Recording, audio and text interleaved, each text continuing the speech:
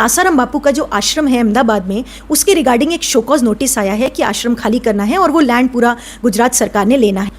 तो मैटर क्या था, मैं आपको थोड़ा डिटेल में बताती हूँ, क्योंकि ऑनरेबल सुप्रीम कोर्ट में जब ये कल हियरिंग हुई थी तब मैं उसी कोर्ट में मौजूद थी। तो सीनियर एडवोकेट रोहतगी आश्रम की तरफ से आर्ग्यू कर रहे थे, साथ में सीनियर एडवोकेट श्याम दीवान भी थे। तो आर्ग्यूमेंट ये चल रही थी कि फैक्ट्स क्या है। देखिए, मीडिया में जो फैक्ट्स दिखाए जाते हैं वो डिफरेंट होते हैं। मीडिया में तो ये भी कहा जा रहा है कि 150 एकड़ की लैंड है, जबकि ऐसा नहीं है। फैक्ट्स टोटली डिफरेंट होते हैं, जो कि कोर्ट में आर्ग्यू होते हैं वो अलग होते हैं। अब कोर्ट में आर्ग्यूमेंट ये हो रही थी, सीनियर एडवोकेट रोहतगी ये आर्ग्यूमेंट कर रहे थे कि आश्रम को लैंड अलॉट की गई थी गुजरात सरकार के द्वारा चैरिटेबल काम करने के लिए 1980 में एक टुकड़ा जमीन का अलॉट किया गया, करीब 6000 स्क्वायर मीटर के अराउंड वो एरिया है। और उसके बाद से 1980 के बाद से वहां पर चैरिटेबल वर्क आश्रम की तरफ से स्टार्ट हुआ। उसके बाद से 1992 में फिर से जमीन का टुकड़ा अलॉट किया गया, और फिर 1997 में फिर से अलॉट किया गया, और फिर 1999 में भी अलॉट किया गया।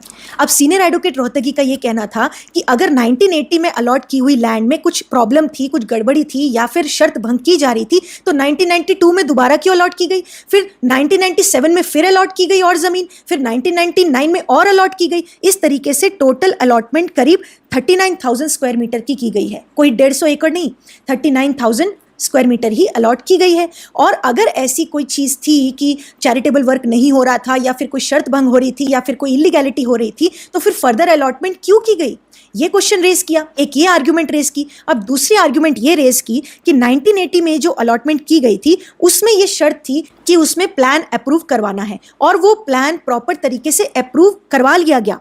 फैक्ट्स ये बताते हैं कि अहमदाबाद अर्बन डेवलपमेंट अथॉरिटी के द्वारा पूर्णतः प्लान अप्रूव करवाया गया था। तो सीनियर एडवोकेट रोहतगी ने ये भी फैक्ट सामने रखा। उसके बाद से उन्होंने बताया कि जो फर्दर लैंड्स अलॉट की गई थी वो भी पूरी तरीके से रेगुलराइज थी।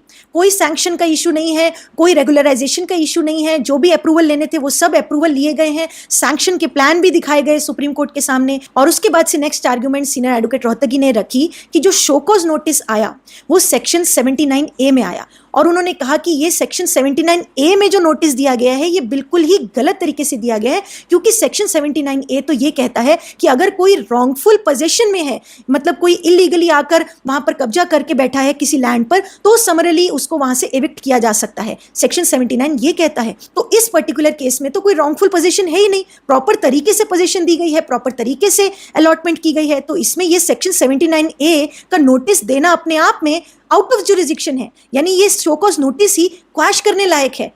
ये नेक्स्ट उनकी आर्ग्यूमेंट थी। अब ये आर्ग्यूमेंट्स आगे चलकर फाइनल हियरिंग में जो भी आगे आर्ग्यूमेंट्स होंगी वो अपोजिट साइड से आर्ग्यूमेंट्स होंगी कि ये सेक्शन मेड आउट होता है कि नहीं, शोकॉज नोटिस जो है वो लीगल है या इलीगल है, आउट ऑफ जुरिस्डिक्शन है या नहीं है, और भी बहुत सारे इस केस में फैक्ट्स हैं।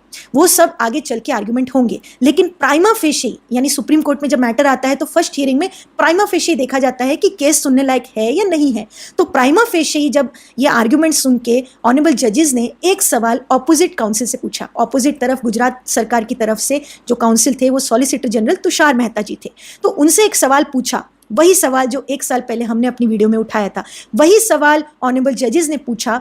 ऑनरेबल जज विक्रमनाथ जी ने पूछा कि ओवरनाइट आपको कैसे ये ध्यान में आ गया, इतने साल तक, यानी 1980 से आपको कोई इलीगैलिटी नहीं दिखी, कोई शर्त भंग नहीं दिखा। 1980 के बाद से आपने 1992 में फिर अलॉट कर दिया और लैंड, 1997 में अलॉट कर दिया, 1999 में अलॉट कर दिया। ओवरनाइट कैसे आपको ये सारी चीजें दिख रही हैं? इतने सालों तक, यानी 40-45 साल तक किसी को भी कोई ऑब्जेक्शन नहीं था, ओवरनाइट यू आर कमिंग। ये सवाल ऑनरेबल जजेस ने पूछा। यही सवाल हमने साल पहले अपनी वीडियो में उठाया था कि अचानक से ओवरनाइट कैसे ध्यान में आ रहा है। और जैसे कि कोर्ट्स में जब नॉर्मल सिटीजन्स अपनी सिविल राइट्स की रेमेडी के लिए जाते हैं तब ये बात कही जाती है कि why were you sleeping over your rights for so many decades and suddenly you come to the court for seeking your rights. ये बात नॉर्मल सिटीजन्स को बोली जाती है कि आप इतने सालों तक अपने राइट्स पर अगर सो रहे थे तो अचानक से एक दिन आकर आप ये नहीं कह सकते कि ये मेरा राइट था। तो वही चीज क्या इस केस में भी अप्लाई होगी, ये आगे आने वाला समय बताएगा कि क्या आर्ग्यूमेंट्स आगे की हियरिंग्स में होती हैं। लेकिन प्राइमा फेशी तो जजेस ने भी ये बात जरूर रखी है कि ओवरनाइट आपको कैसे ये ऑब्जेक्शन लग गई। इतने सालों तक कोई इलीगैलिटी नहीं थी क्या? इतने सालों तक कोई शर्त भंग नहीं हो रही थी? आप और अलॉटमेंट कर रहे थे, आप सैंक्शन भी कर रहे थे, इतनी कंस्ट्रक्शंस वहां पर ऑलरेडी हो चुकी हैं, तब आपको ऑब्जेक्शन नहीं दिखा था। तो ओवरनाइट आप क्यों आए हैं?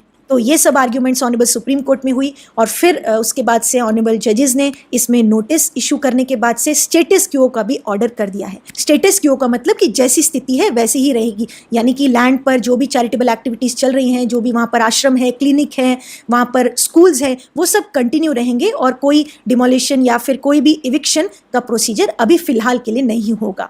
हालांकि नेक्स्ट डेट बहुत ही नियर है, 5 मई रखी है। अब उस दिन हियरिंग होगी या नहीं वो तो 5 मई को पता चलेगा, लेकिन फिलहाल के लिए स्टेटस क्वो का ऑर्डर ऑनरेबल सुप्रीम कोर्ट ने दे दिया है और गुजरात सरकार को काउंटर रिप्लाई करने के लिए कहा है।